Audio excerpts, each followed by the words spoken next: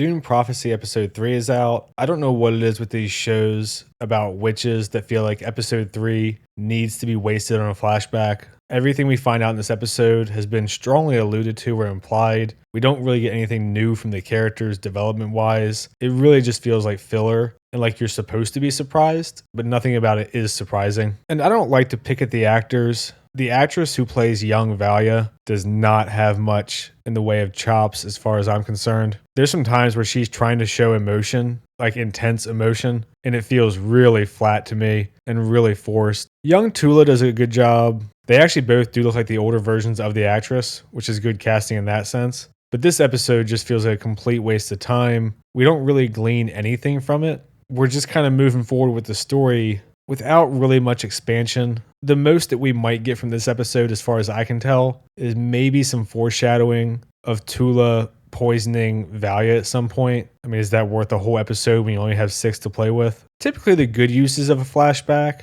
are things that were mysterious and you find out there was something that you thought was true that isn't, or you find out this character that you thought was one way has this underlying personality, or you get some kind of origin story where you're like, okay, this is why this character is how they are now. And it's a really interesting story in its own right. And this flashback does none of that. So let's just get into it. We start off, young Valia is at dinner. She has a brother and her sister, and she's arguing with her family because she's ambitious and they're not. And all we get from this is the Atreides and Harkonnens don't like each other because the Harkonnens feel like the Atreides fucked them over. And they don't even show it, they just say it. This episode reinforces that Valia is very power hungry, very ambitious. We've seen that already. We've seen it in flashbacks already. It reinforces that Tula will make hard decisions, even if she doesn't want to. We just saw that last episode with Lila. So none of this really does anything for me. Maybe a bit of world building, but largely reinforcing things that we already know and explaining things in a flashback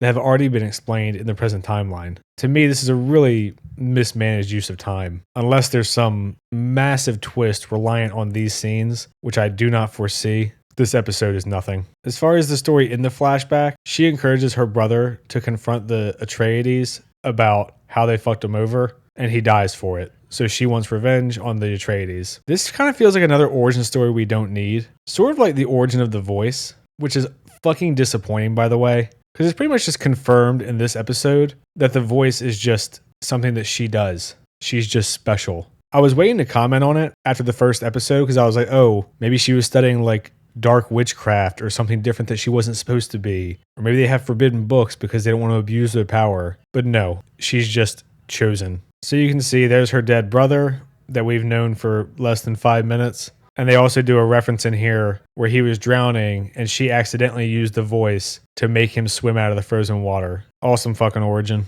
In such a world with rich sci-fi and world building and crazy hard sci-fi and characters, and it goes into detail about the flights and the truth saying and all this shit, the origin of the voice is, it happened. Wonderful. We get these little flashes of the present and really not much comes from them either. Valia's like, everyone go do your fucking job. Make sure they trust us again. I'll get the Emperor back. And this all leads to the end of the episode where she goes and meets up with her Harkonnen uncle who hates her. The bartender informs Valia that Lila died during the agony. And I do like this, that Valia looks disappointed. But then when she realizes that she got the information she needs, she looks happy. And again, this is what I was talking about last episode where it seemed pretty convenient that the witch that Valia killed gave the information to Lila that she needed before killing her, because the bartender says that the source of the calamity is the one born twice, once in blood, once in the spice, and she figures it out right away. So that was pretty nice of her to do, to give up the important information before killing Lila,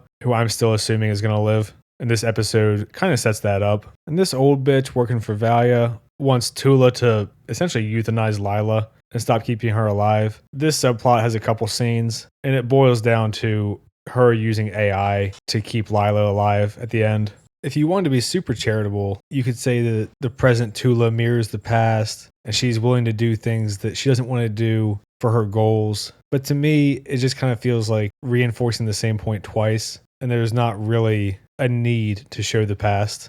And her backstory is that she seduced Ori Atreides in order to get close to his family, and she kills them all with poison to get revenge for the Harkonnens. And we see there's some alien organ that's full of poison, and it also lures in bulls, which they're trying to hunt. And here's your foreshadowing. The horse breaks its leg, she gets the poison she just talked about, and puts it down, and it dies quickly and painlessly. And this is how she kills the whole family later. And we see that from a young age, Valia was kind of challenging the authority of the sisterhood. She's saying that it should be up to them who decides when to tell the truth and when not to, and that they should use that power for good, essentially, from whatever their view of good is. And Dorothea is like, oh, who are you to decide what the truth is and what's right and wrong and blah, blah, blah. And essentially just wants her to submit to the ideology of the Bene Gesserit. A really uninteresting philosophical conversation, very base level. And at the end of the day, we've already seen this struggle between the two in the first scene of the first episode, and we know how it turns out. So all of this is just rehashing the same shit with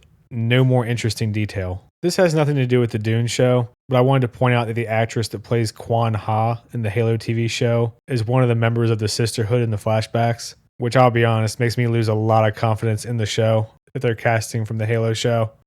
And Valia says that her family forced her to leave after the stuff with her brother happened. Wouldn't be surprised at all if there's some kind of twist that she used the voice on him or something to that effect to make him rebel against the Atreides, and it's what got him killed. But who cares either way? He's had like 2 minutes of screen time. And this scene is just kind of boring. They make him stand on the cliff and meditate, and if they say sisterhood above all, they can go inside, and if not, they just have to stand there. So Valia stands there until Dorothea is essentially like, I'm not having a battle of wills with you. You need to prioritize the sisterhood. And it would have been way more interesting if one of the girls said sisterhood above all, and the Reverend Mother was like, you're lying, stay there, because she was using the truth saying on her. But they don't do that, so you either have to assume that they weren't using it or that they were all just telling the truth. So the Superior Mother, Raquella, comes and gets her and invites her in, and essentially says, I want you to go through the agony and have a lot of influence in the sisterhood because we need someone who's willing to protect us. Again, all stuff that we've already known, all stuff we've seen in the present timeline.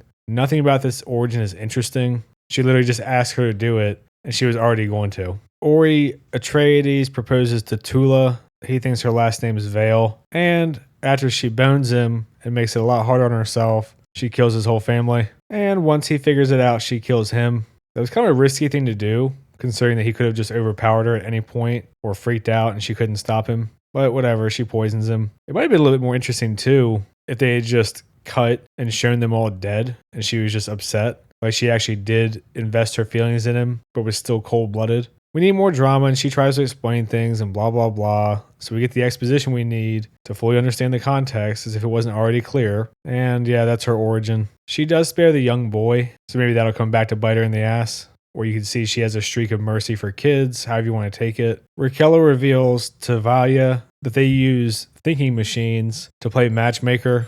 And this is how they can make their breeding efficient and master the DNA, push houses in the direction they want them. And this is also the machine that we see being used at the end of the episode that Tula is trying to use to hopefully keep Lila alive. Valia shows the voice to Quan and Francesca, and she makes one slap the other, and they're all really impressed. Again, fucking awesome origin. She can just do it. The Reverend Mother wants Dorothea and Valia to go through the agony. Valia hesitates. She has something she needs to finish up with her family. Unfinished business. And the Superior Mother, Raquella, says, finish what you need to and come back. Like, you need to make a choice. And obviously Dorothea does it, no hesitation. She goes home and uses the voice on her mom, decides not to kill her. So obviously we can see that she still values her family. And then she goes through the agony. She wakes up. She's had a revelation, obviously. Tula asks to go with her. This is how we get where we see the future. Tula lets them say their goodbyes. The girl, Jen, who seems to not even like it there, pushes back.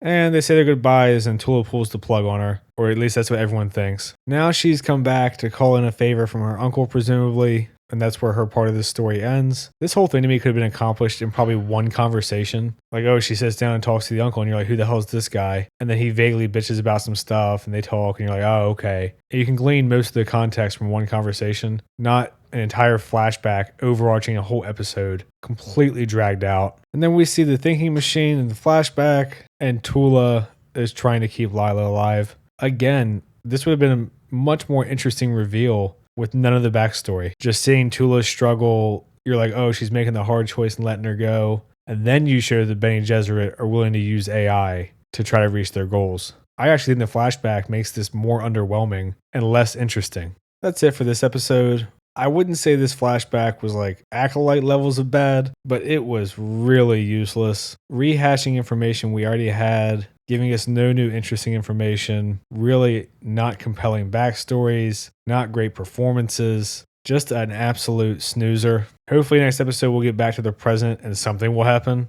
So I guess we'll see. I'm gonna leave it there for this one. If you've seen the show, let me know what you think. I try to respond to all the comments that aren't just insults. Like and subscribe and all that shit. Thanks. See ya.